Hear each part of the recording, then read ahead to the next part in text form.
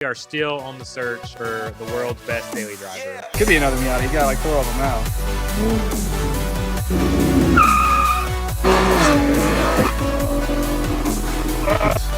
She's good to go.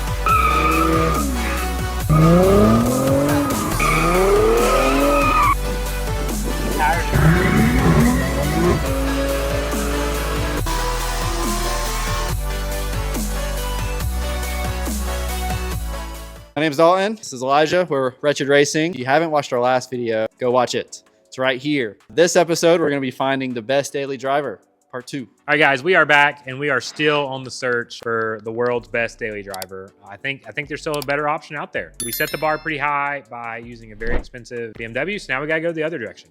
What do you think, Tim? But I'm the best daily driver. This is my 4th engine in 2 years. He thinks Subarus are not reliable as ways. Today, we are going to go back and set the bar really low. We've already set the bar really high with the G80.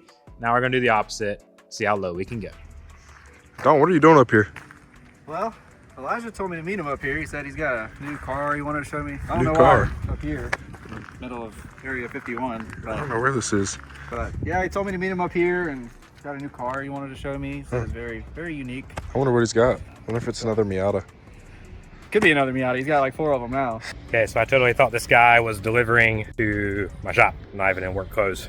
Got the Great Commission feature there. Walking out here now, we're here. You told us to meet you at Area 51. We're up here. 30 seconds away. You'll hear me coming. All right, cool. See you in 30. I wonder where it could be. I don't know. I hear something. Yeah, I do hear something.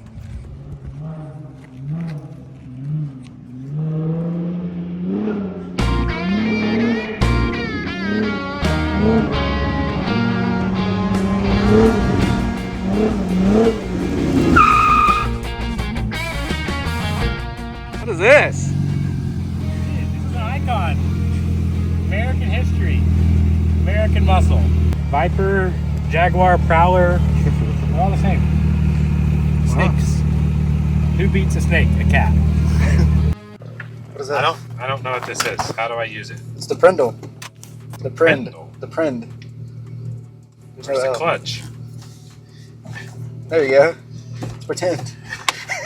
Turn into the dark side. Gosh. Got more torque in reverse. Think My so. Dodge Viper. I don't know the traction control. Oh, here's my cigarette lighter. Oh.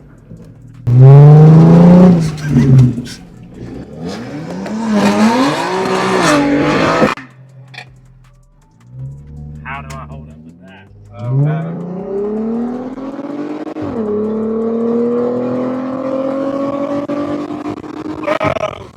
Whoa. This thing's pretty fast. Which one sounds better though? My V6? This twin turbo inline 6. I think this sounds a little nice.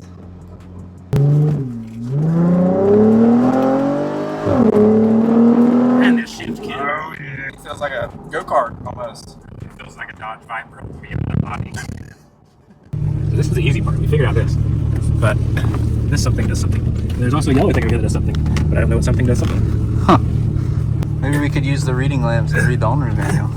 Hey! There you go. Oh! Yes! It goes over your head and then it goes under your head. Hey! Yeah. Oh. Sick. Just making a clicking noise and not doing it. Yeah, the car you wish you had. Wish you had a convertible. Yeah, I bet your top can't do that. Yeah, do that with your top. Ah, it feels so much better with the window down.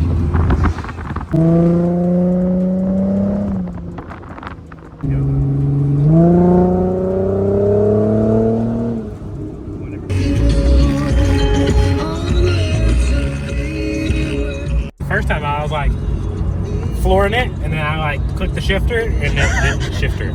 It changed the radio. Changed the radio station from 30 to 60.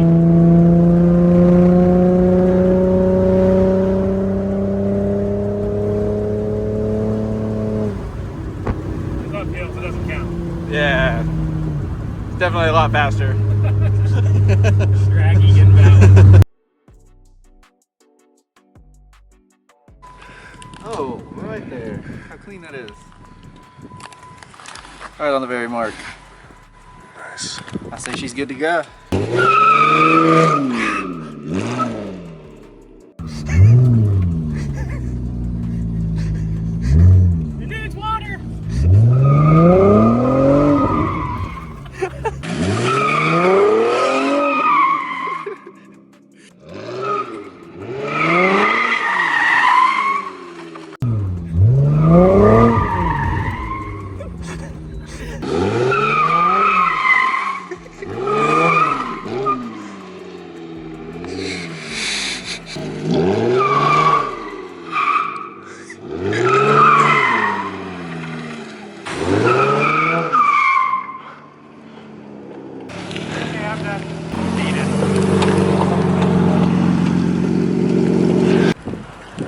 Tires are too good.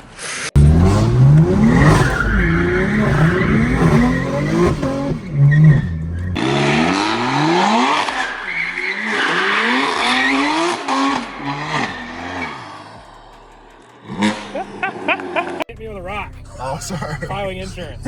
Okay. Let's make sure our Honda Civic with no fenders can make it back. Oh, I definitely blew my exhaust off. Do you feel that? I blew my exhaust off. Hey, I gotta put my groceries in first. Sorry, sir. Sir. Uh-oh. Uh-oh. Sir, I gotta put my groceries in here. Hold on. Wait, where'd the groceries go? What? You probably fit a Pop-Tart down there. Is this how you strap your child in here? Put Ryland's car seat on this.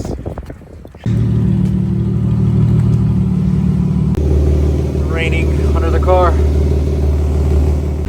Whoa. What's going on here? Going back to the 90s. Oh. Cars and Coffee, 1997. It fits it. Flames, check. That's about it. Got back exhaust, check. 87 octane, check. Automatic transmission, Check.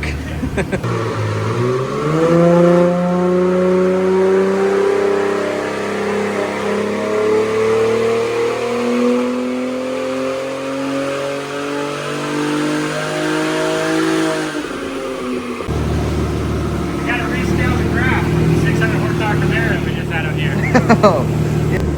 It's lane right there. 13. Oh. Oh boy.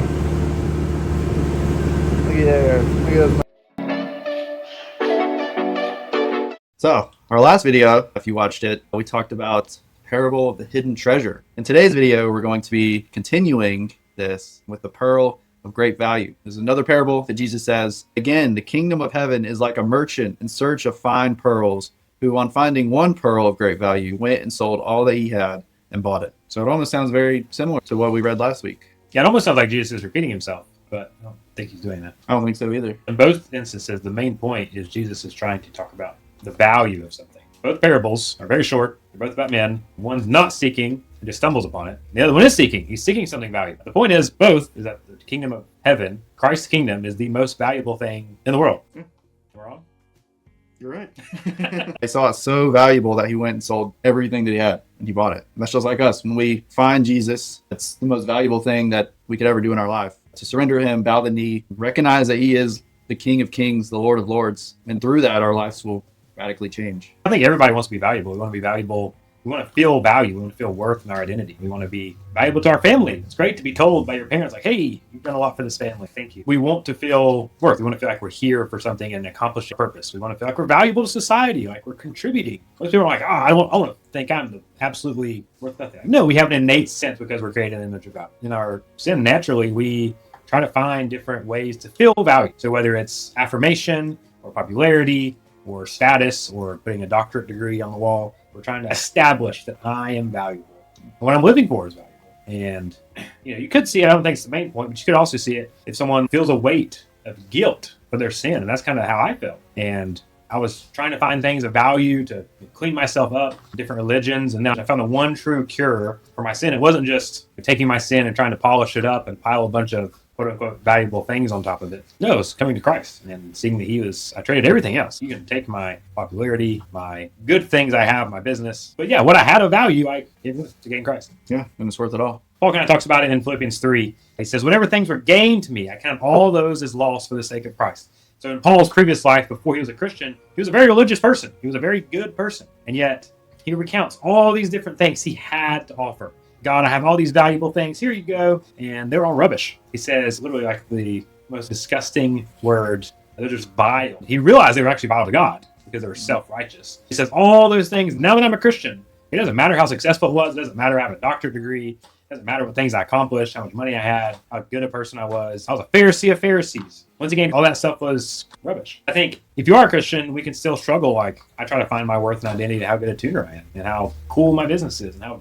valuable my business looks. We want to do a good job, but that's not where my identity or worth is found. How do you struggle with this? What would your encouragement to people be? You look at the world wants you to live your best life, live your best self, where Christ literally says to take up your cross, deny yourself, and then follow me. So I think we should look at the things in our life that we identify in, whether that be our monetary wealth, our status, our job, our family, whatever it may be, and to really refocus and center on Christ. Because like you said, everything that we have here on earth is rubbish. It's all vile. It's all going to get burnt up. It's all going to get destroyed.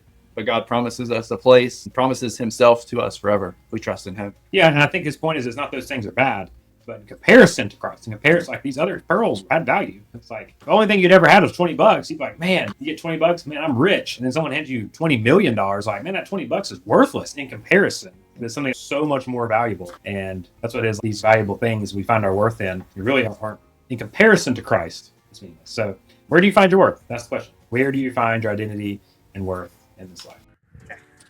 Hello, my name is David. This is my 2015 BMW M4 Austin Yellow. Don't have a whole lot done to it, just your basic metal pipe and intakes, tune. Pretty fun car. I don't know how much it makes. I don't know. I hope it starts with a 5, but I know it's not going to be quite that. I would say maybe 475, 480. We got it on E50 right now. The 93 tune is not that great, but we'll see what it does on the dyno. How many burnouts have you done? I don't think I've done a burnout on this car yet.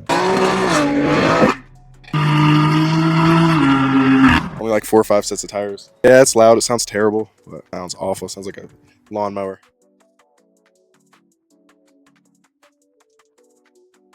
Yeah, BMW claims to have the best experience, the ultimate driving experience. Oh. What's it like to own a BMW? Wash your keys.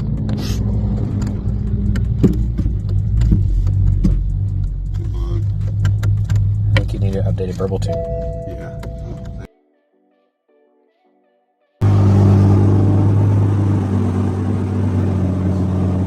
That's what happens with my first BMW. I took it to the dealership, Flo Winston, through this code, and there's like some resistor, like the early N54s. The resistor in the ECU is supposed to go out. Apparently, you have to get an ECU replacement. I told them that. They're like, we got to put injectors and cold packs in it first. So after I spent $2,000 putting updated injectors and cold packs in it, I said, oh, yeah, you need an ECU.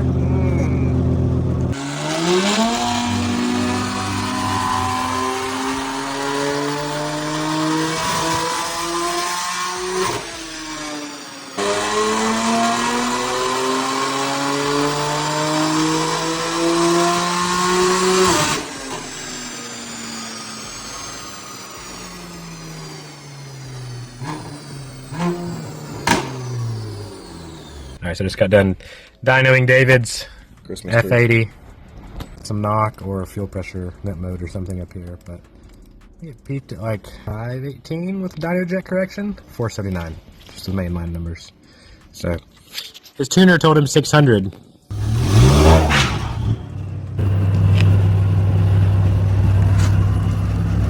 So to recap from our last video, our quest is to find the best car guy daily driver. We're not looking for a Honda Civic or a Prius. We're not concerned about miles per gallon. We're concerned about miles per gallon. And so we just finished with our Plymouth Prowler and David's BMW. And so we're going to rank these things. Well, the results are in. Pretty interesting. A little bit different than our last car. We had 2 cars this time, though. We had a 1999 Plymouth Prowler. Peak America right They there. don't even sell Plymouth anymore. Cool fun. It's kind of cool. We had fun. I had a lot of fun, actually. Yeah, it was fun. So I think we're going to go 8 there. Yeah. And now's when it kind of goes downhill from here. Fast sound, not very fast. But sound, we'll go 3. Because the next one we have to basically give it, it had 1 tire squeal. So we're going to go 2 there. Yes. 1 tire squeal drift. Convenience, comfort, yeah, I think it's getting another 3. Yeah. There was basically no room. All I had was a cigarette lighter, not even smoke. So what am I going to do with that? Value, yeah. For the money, you could get a Subaru. But I'm the best daily driver. This is my 4th engine in 2 years. Yeah. I guess. And have rod bearing failure. What do you think? 10 years, you think it'll hold its value? I guess that's kind of hard to see. So we're just not going to put anything for value. Uniqueness, though. Uniqueness. There we Okay, there. We definitely got to give it a +2 there to our Yes. total. 18. 18 on the cool flame Plymouth Prowler. It's not as bad as I thought, honestly. It made more than 10. So we would love for you to let us know what you thought about this Plymouth Prowler. Compared to all the other cars we do, it was definitely very different. Don't think we've done a video on a car that's made less than 200 horsepower or dynos. But it is cool. It is fun. My kids actually think it's like one of the coolest cars I have. That's one because your kids think it's cool. Were you impressed or were you let down? All right, Dalton, so now we're on to David's 2015 yellow, gold. Some color. Green, gold, yellow. It's kind of a mix of everything. It's definitely like Abu Dhabi yellow, Abu Dhabi gold, oil gold. Ooh, there you go. Cool, fun. It was pretty cool. It was pretty fun. I don't see a lot of those around here. The color gets it there. Yeah, the color. 8, I don't know. I'd say probably 8. Yeah. Fast sound. David said we had to do a -1 here, like overall, negative. It's decently fast for what it is. Yeah. Like I had fun riding with him. I think we go 6. I'd say a 6 is fair. Yeah. Handling drift. I mean, it drifted a lot better than the Prowler. It actually drifted. Compared to the Prowler, yes. Comparatively in whole, I mean, it handled pretty well. David might just be a better drifter than me. Results may be skewed here. We're going to go 7. 7, yeah. Convenience, comfort. It was a 2-door. David is a young single guy. I think it depends on the day. So if your key works, I would probably give it an 8. When your key doesn't work, I would only give it a 2. Yeah, you can't really take it nowhere. 2 to 8. There you go. Depending on the day. Value? I mean, for the amount of money on that car, you get a lot. You can buy one of those for basically half the price of the first BMW we tested, my G80. And it makes, I mean, Decent power. 500 horsepower with downpipes and a tune. But we'll give it a good +1 there. Yep. Unique color. Back there's like 50,000 black BMWs in Hickory. All right, so we got 14, 21. 23 or all right, that's it for our cool flaming fire. So far we've done 2 Europeans, 1 very unique and odd slow. I guess we can call it a domestic. It would be a domestic, yeah. It is a domestic. It's our first domestic on the series. What's next? I don't know. Stay tuned. If you have any questions about today's content or Bible study, please reach out to us. You can find us on Facebook, Wretched Racing. You can email us at wretchedracing@gmail.com. If you'd like a Bible or any kind of gospel material, we would love to send it to you for free. We also have t-shirts and hoodies. Thanks for watching.